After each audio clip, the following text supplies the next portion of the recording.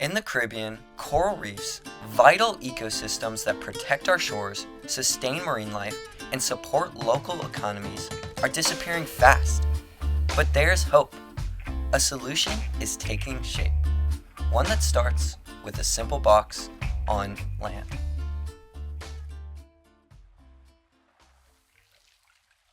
So what is behind me is what we call a coral biobank.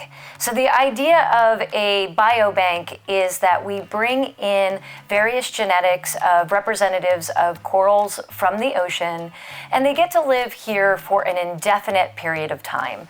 What is unique about this system is the idea is to create something that is completely self-contained. By creating fully closed systems, we protect corals from the threats wiping them out in the wild. No unpredictable ocean conditions, no exposure to disease, just a safe, stable environment where they can thrive. We control everything: light, water flow, and temperature. LED lights mimic sunrises and seasons. Water movement replicates ocean currents, and stable temperatures keep corals healthy. And when corals thrive, they reproduce. That's the game changer. We can raise their babies and return them to the ocean, helping restore reefs before they disappear. This isn't just about preserving coral. It's about rebuilding entire ecosystems. And that future starts here. Had a busy week that we're just at the tail end of now. It's very exciting to see this come together. Over the course of the week, we installed our fiberglass aquarium systems. We've got 480-gallon tanks and a filter sump. We have everything plumbed in with PVC, and we're using LED lighting for our coral spectrum and adding in all the filter and flow components as well. It was a long process, but it's wonderful to see everything tied in and running. We're really excited to add in this coral lab at the School for Field Studies.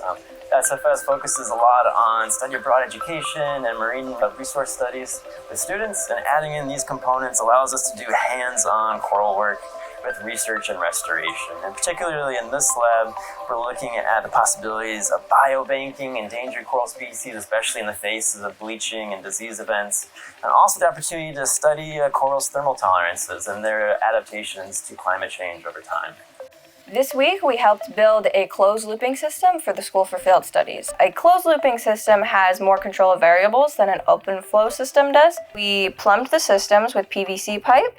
We made 2 drains in a return so that water is constantly flowing through. It'll drain into the sump, be filtered through, and then pumped back into the systems. Behind me, we have a 20-foot shipping container that we have converted into what's going to be a coral lab.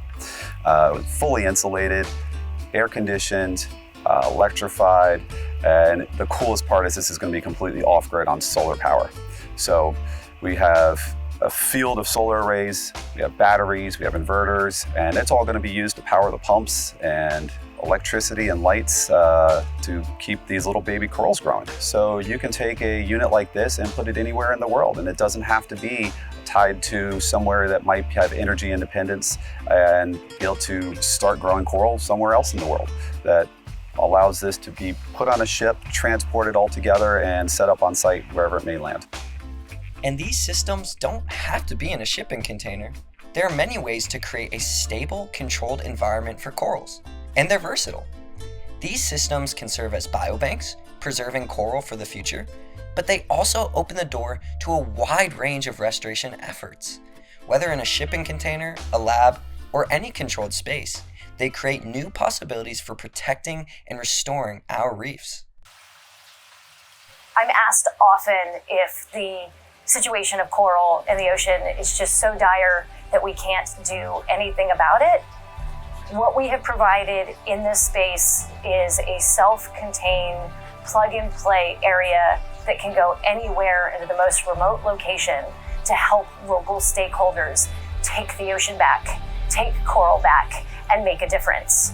And I can't wait to see this go all over the place and really see what it can do. I don't think that I realized just how emotional I would be when the lights went on and the water was flowing, and it might just be because I'm exhausted, but the reality is when you take a step back and you look at something like this, you realize that you may not be able to change everything that's happening with problems in the world, but you can step in and make a singular fix. You can do something. The problem isn't so big that you can't do anything. And I just want to encourage everyone to do something. Solve the problem that you can. That's what we do at the Reef Institute. We solve the problems that we can.